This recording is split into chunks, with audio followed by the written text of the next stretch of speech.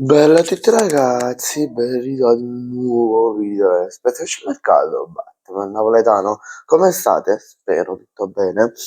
Questo video andiamo a parlare di calciomercato, andiamo a parlare di alcune notizie che stanno sorprendendo i tifosi di queste squadre.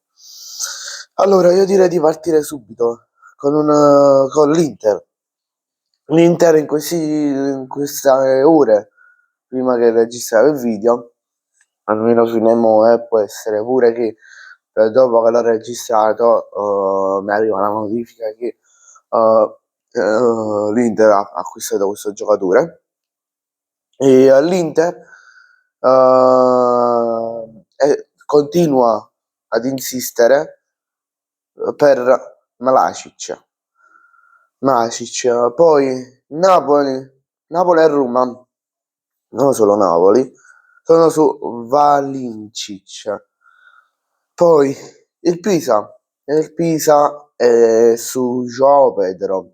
Non Joao Pedro, chi lui là, tra virgolette, famoso, chi lui là, lo Chelsea, che ha giocato in lo Chelsea, ma l'ex Cagliari, proprio fa capire. Poi l'Hellas Verona è su Pedro Felipe e sono incominciati in queste ore i contatti, nella notte sono incominciati i contatti con il giocatore e poi si vedrà con la squadra. Poi abbiamo il Galatasaray. Il Galatasaray ha avviato i contatti con Keita in queste ore. Poi tra Napoli e Al-Hilal scusate, tra Napoli e Al-Hilal si può ottenere uno scambio. Perché?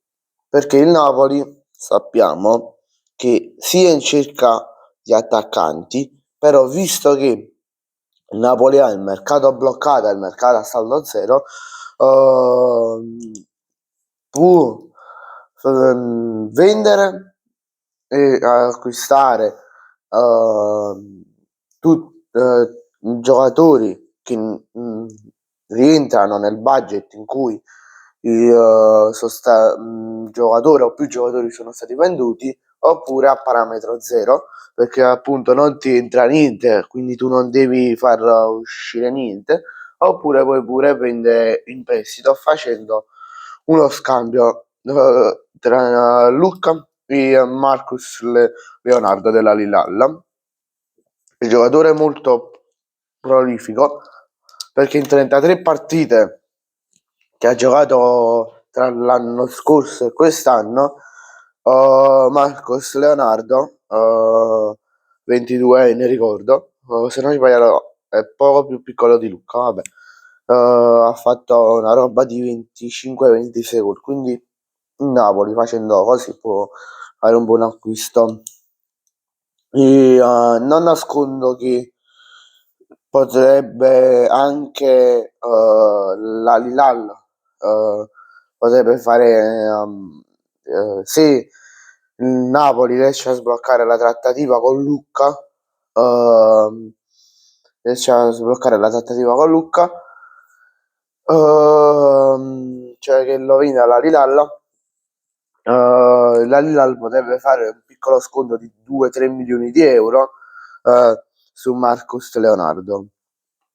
Poi la Juve è su Matita del Crystal Palace, che però la Juventus non vuole spendere tutti quei soldi per Mateta, ma vuole spendere massimo 30 milioni, massimo 35 milioni.